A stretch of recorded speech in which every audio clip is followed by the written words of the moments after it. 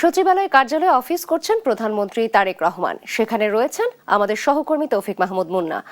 মুন্না, প্রধানমন্ত্রীর আজকের কি কর্মসূচি রয়েছে, বিস্তারিত জানাবেন।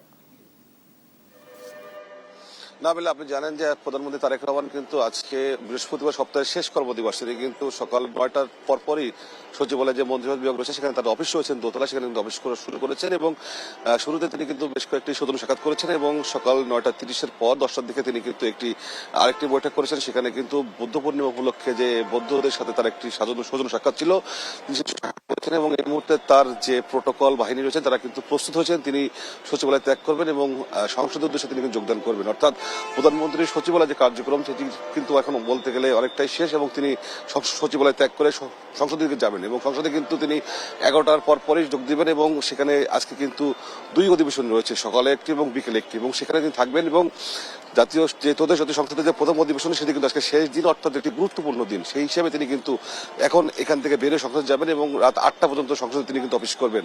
তো প্রধানমন্ত্রীর আজকের যে কর্মসূচি রয়েছে সেখানে কিন্তু দুটো সাক্ষাৎ ছিল, সেই সাক্ষাৎ কিন্তু শেষ হয়ে গিয়েছে এবং কিছু সময় পর এই বৌদ্ধ পূর্ণিমা উপলক্ষে যে সাক্ষাৎ করেছেন সেই সাক্ষাতে আপনার ধর্মমন্ত্রী এবং পার্বত্য চট্টগ্রাম বিষয়ক প্রতিমন্ত্রী, ভূমি প্রতিমন্ত্রী মীর হেলাল তিনি কিন্তু ওখানে রয়েছেন।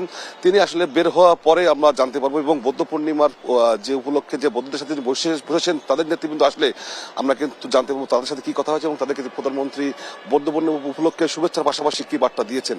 এবং প্রধানমন্ত্রীর যে আরেকটি কর্মসূচি রয়েছে সেটি কিন্তু সংসদে, এবং সংসদে তিনি যাওয়ার জন্য তার প্রস্তুতি গ্রহণ করেছেন এবং কিছু সময় পর তিনি কিন্তু সচিবালয় ত্যাগ করবেন, যাবেন সংসদের উদ্দেশ্যে।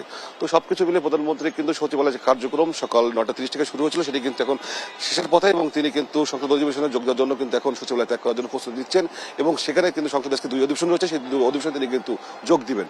তো নাবিলা, এই ছিল আমার কাছে সচিবালয় থেকে সমস্ত অবস্থা প্রধানমন্ত্রীর দৈনিক কর্মসূচি নিয়ে। নাবিলা।